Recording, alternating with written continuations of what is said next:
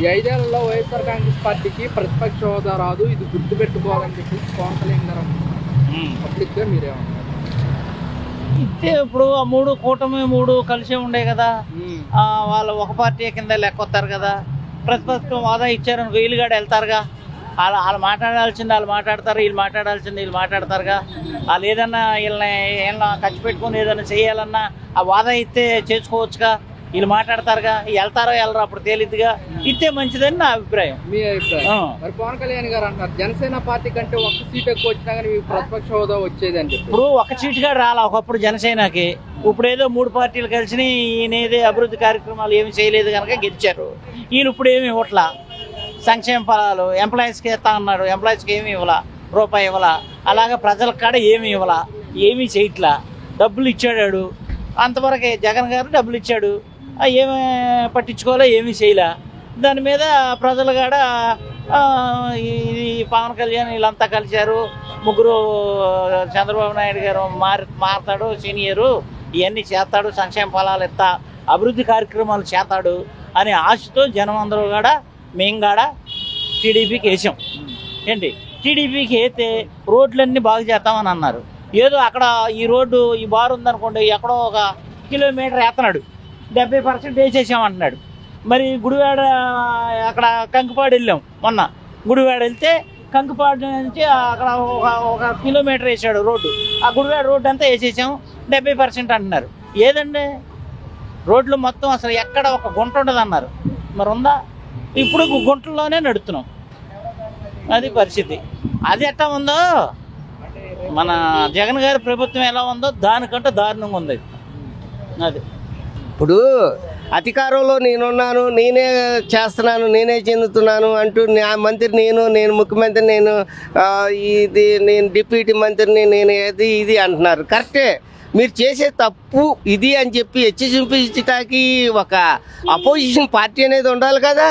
ఆ పార్టీ లేకపోతే అసలు ఏదైనా సరే తప్పు మంచిని అంటాకి ఇద్దరు ఉభయలు ఉంటేనే అది వాస్తవంగా న్యాయంగా జరుగుతుంది. అది లేనప్పుడు ఎక్కడ నువ్వు చేసిందే చట్టం, నువ్వు రాసిందే రాజ్యం అంటే అది కరెక్ట్ కాదు కదా. 11 సీట్లు వస్తే ప్రతిపక్ష హోదా ఎలా వస్తుందని పవన్ కళ్యాణ్ కరెక్టే, 11 సీట్లు వచ్చింది, అంతవరకు వచ్చింది. మరి 11 సీట్లు వచ్చినాయి, ఇక మీరు ప్రతిపక్షం నాకు లేదు, మేము ఇష్టం వచ్చినట్టు మా రాజ్యం మేమే నిర్ణయిస్తాం, మా ఇష్టం వచ్చినట్టు మేము చేస్తాం, అది కరెక్ట్ కాదు కదా. అదే మీకు ప్రతిపక్ష హోదా కావాలంటే జనసేన పార్టీ కంటే 1 సీట్ ఎక్కువ వచ్చినా సరే మీకు ప్రతిపక్ష హోదా వచ్చేది. అసలు జనసేన పార్టీ అనేది ఎక్కడ ఉందండి? మీరు అందరు కలిపి తీసుకొచ్చి పెట్టింది జనసేన పార్టీ ఎక్కడ ఉంది?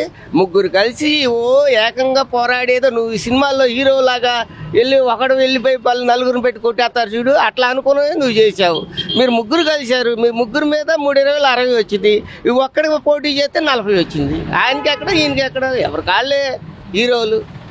అదే ఓట్ల శాతం ప్రకారంగా చూసుకుంటే అదే ప్రతిపక్ష హోదా కావాలంటే జగన్మోహన్ రెడ్డి జర్మనీ వెళ్ళాలని అంటూ కూడా పవన్ కళ్యాణ్ గారు అంటున్నారు. జర్మనీ దాకా ఎందుకండి, మన పక్క రాష్ట్రాన్ని చూసుకుంటే చాలదా? జర్మనీ దాకా వెళ్ళాలా? అక్కడ ఉన్నాడు, తమిళనాడు ఉన్నాడు, తెలంగాణ ఉంది, వీళ్ళందరినీ లెక్క చేసుకుంటే ప్రతిపక్షవాదం ఎందుకు ఎవరు ఇవ్వటం ఇవ్వాలి న్యాయంగా. అయితే తప్పో ఒప్పో మాట్లాడతాకి స్పీకర్ దగ్గరికి వెళ్ళి మాట్లాడాలంటే నువ్వు ఇట్లా చేశారయ్యా, మరి ఇట్లా చేశారు, ఇది చెందారు, ఏది మాకు జమ్మలు కాలేదు అని చెప్పి అడగాలి. అడుగుతా కానీ ఉండాలి కదా.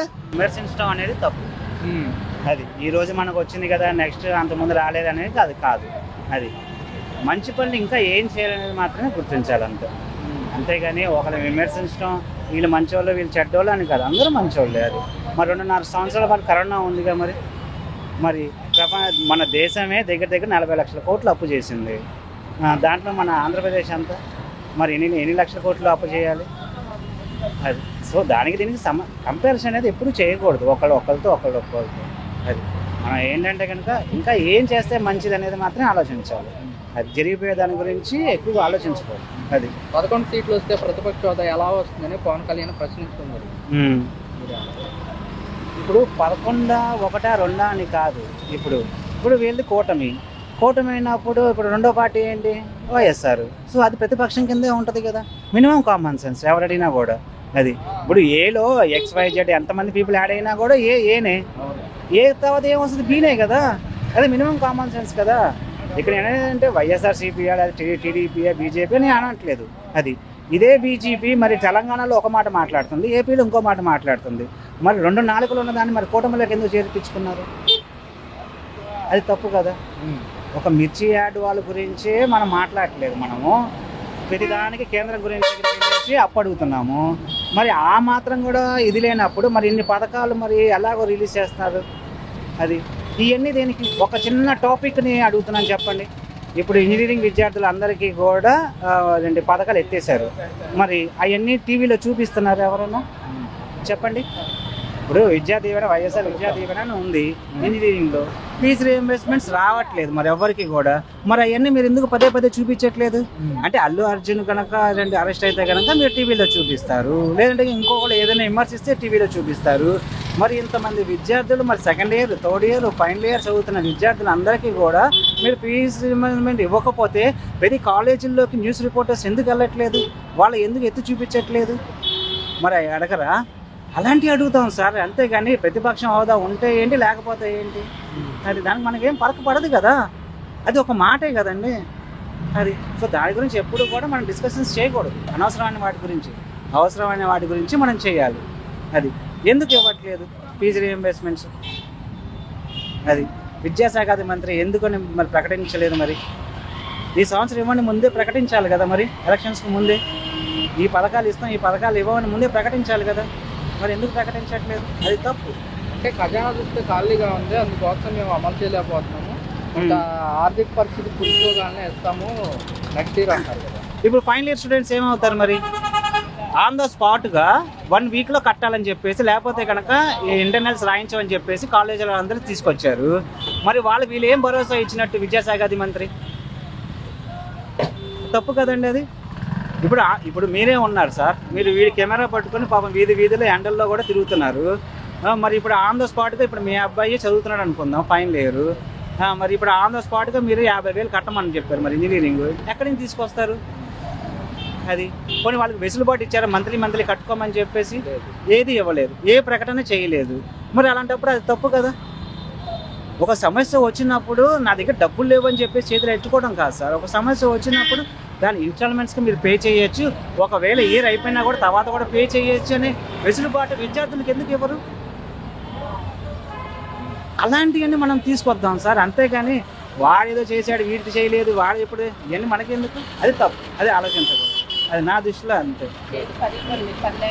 ఓకే అన్న, ఓకే సార్.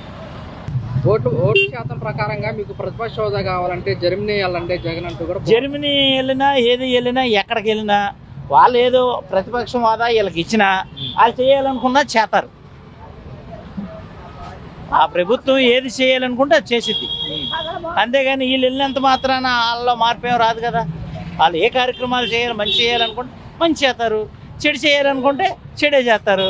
ఈ జగన్ వెళ్ళి ప్రతిపక్షం హోదాలో వెళ్ళి వాదించినంత మాత్రాన వాళ్ళలో మార్పేం రాదు మాకు తెలిసినంత వరకు అండి.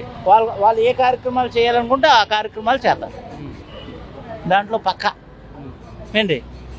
అంతేగాని జగన్ ప్రతిపక్షం హోదా ఇస్తే ఏదో చేసేస్తాడు, వాళ్ళని ఏదో వీడు 11 మంది ఎమ్మెల్యేలతో ఏం చేస్తాడండి? ఏదన్నా నీ ప్రభుత్వం చేయలే, అప్పుడు సంక్షేమ ఫలాలు ఇవ్వాలా, ఆ ఇవ్వనప్పుడు అడుగుతాడు, ఇవ్వలేదు నేను ఇచ్చానని అంటాడు. నువ్వు ఇచ్చావు, అభివృద్ధి ఏది? అభివృద్ధి లేదుగా. అభివృద్ధి గారు చేస్తుంటే నువ్వే గెలిచేవాడు. ఇదే వైసీపీ వాళ్ళు కూడా అంటున్నారు కదా, ప్రతిపక్ష హోదా ఇస్తే మేము ప్రశ్నిస్తాము. ప్రశ్నిస్తారు, వెళ్తే వాళ్ళ పని అదేగా. ఇప్పుడు 11 మంది ఒకరుండా ప్రశ్నించటదే వాళ్ళ పని, ఇంకా వాళ్ళకి ఇంకా పని లేదు కదండి. ఓడిపోయినాడు ఏం చేస్తాడు? ఏదో ఒకటి ఆ ప్రభుత్వం ఏం చేస్తుంది తప్పు అనేది ఎంచుతాడు, అంతకుమించి ఏం చేయడు కదా. పవర్ వాళ్ళదే, ప్రభుత్వం వాళ్ళదే, ఏది చేయాలన్నా వాళ్ళే చేస్తారు. వీళ్ళు ఏం చేస్తారు? ఏమీ చేయలేరు, మాట తప్ప ఏంటి. కనుక మా అభిప్రాయం ఏంటంటే వాళ్ళు ఇచ్చిన హామీలు నిదానంగా అయినా అమలు చేస్తే బాగుంటుందని మా అభిప్రాయం అండి. Okay, thank you.